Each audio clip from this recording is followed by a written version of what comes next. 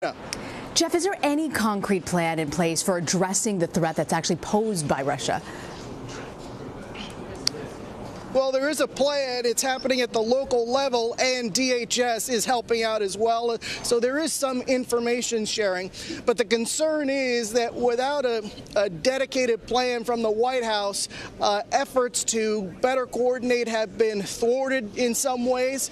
So you have election officials at the local level really taking the lead now.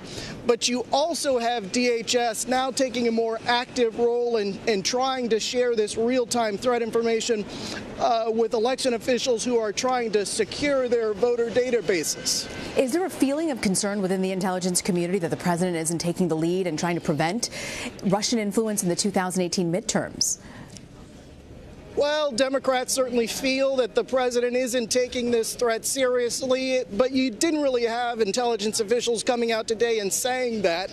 They, for the most part, have all acknowledged that this is a problem. They are still seeing this very active assault on U.S. computer networks by Russian-backed hackers. So besides Russia, National Intelligence Director Dan Coats cited that there are other countries that also pose cybersecurity threats to the U.S. He mentioned China, Iran, North Korea. What kind of risk do you think that those countries pose, and what's being done to actually prevent them? Well, this is a new kind of warfare, so we're in a different world as far as these cyber attacks are concerned. In fact, according to this worldwide threat assessment that was unveiled today, there are more countries, big and small countries, that are gaining this capability of being able to attack other countries through cyber means, and so there are concerns about that. The other concern is that here in the U.S., if you don't respond, this kind of activity will continue.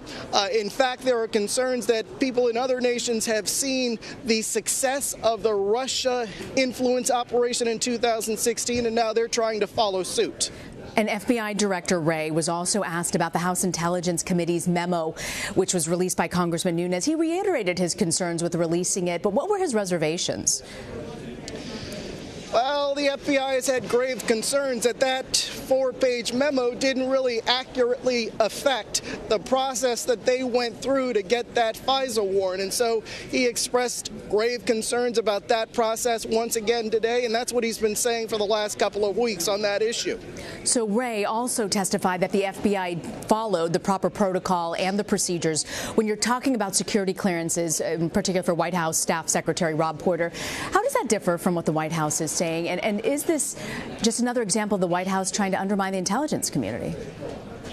Well, it depends on who you ask, but, what is clear here is that the FBI is sort of pushing back against the White House narrative. The FBI has said that, for the most part, they wrapped up their investigation last July and then officially closed it in January, and so that's not matching up with what the White House is saying.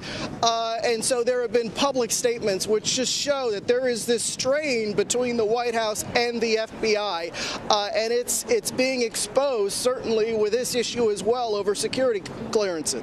Jeff Pegues in Washington. Thank you, Jeff. My pleasure.